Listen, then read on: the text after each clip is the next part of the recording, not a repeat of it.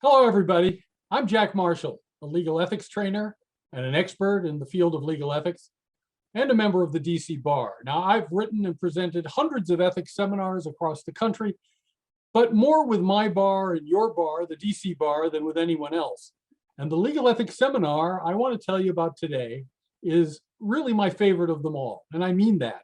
And it's because it's about the most remarkable lawyer and perhaps one of the most remarkable American personalities of them all, Clarence Darrow. If you think about it, it's really amazing. Nearly a century after his death, Clarence Darrow's name is still the one we use to evoke the image of a masterful lawyer, either that or either him or Atticus Finch. Though the practice of law has changed dramatically since Darrow won acquittals for his clients with his brilliant and usually note-free closing arguments that could be as long as 11 hours. His passion, his skill, and his dedication to perfecting his craft have many lessons for today's lawyers, as do his many human and professional flaws. Over 2 decades ago, I collaborated with my friend, the acclaimed DC actor and trial technique trainer, Paul Morello, on a one-man stage presentation that used Darrow's own words from many sources. He wrote novels, he wrote a spectacular autobiography, and of course his courtroom oratory, to paint a startling and vivid portrait of this enduring icon. Although it was devised under great pressure, and in fact written almost as Paul was rehearsing it, the show turned out to be an immediate critical and popular success.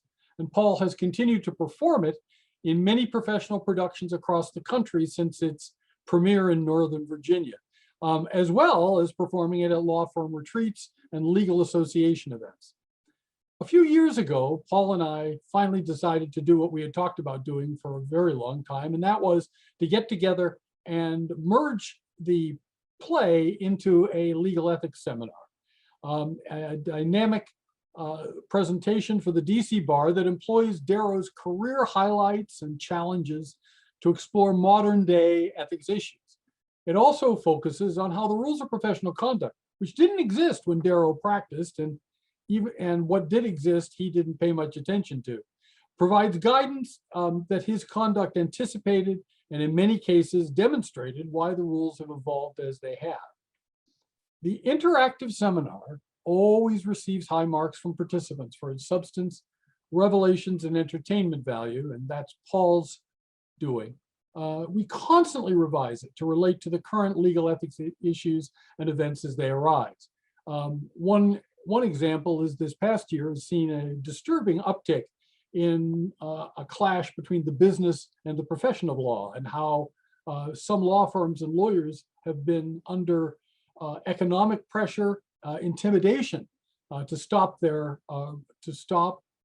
representation of unpopular causes and clients. Darrow had to cope with this as well, and his experience is, like so many of them, is relevant right to the moment. I've watched Paul's portrayal of Clarence Darrow deepen and become more complex through the years, as both of us continue to be surprised and inspired by this unique man every time we share time in his presence.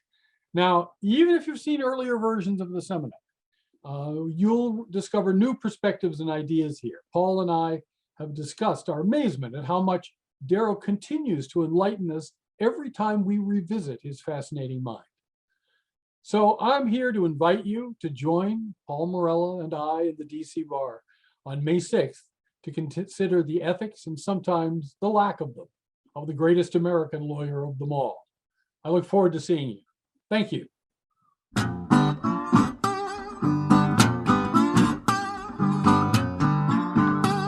got a letter this morning, I do. You rang it red. You said, honey, gal, your love is dead. I got a letter this. The pain company may hire its lawyers and import its leprous detectives into your peaceful community. It may send these defendants to jail. But so long as injustice and inhumanity exist, so long as employers grow fat and rich and powerful through their robbery and greed, so long as they build their palaces through the unpaid labor of their serfs, so long as they rob childhood of its life, its sunshine, and its joy, you will find other conspirators, thank God, that will take the place of these as fast as the doors of the jail shall close upon them. One time, I had a particularly effective adversary, and I got the idea of running a long wire through one of the big cigars that I would often puff on during the trial. Well, about halfway through his closing argument, I started drawing on that stogie. And after a while, the ash on the tip was about 2 inches long. I could see some jurors looking over from time to time, wondering when I was going to flick that ash. You know, Mr. Darrow, it just occurred to me. I was absent the day the class covered the evolution portion of the textbook. A substitute teacher had taught it.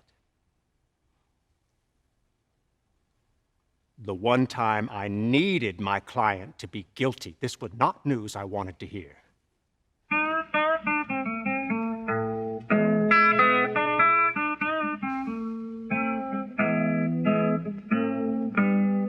I caught a stranger in my house, and I busted his head.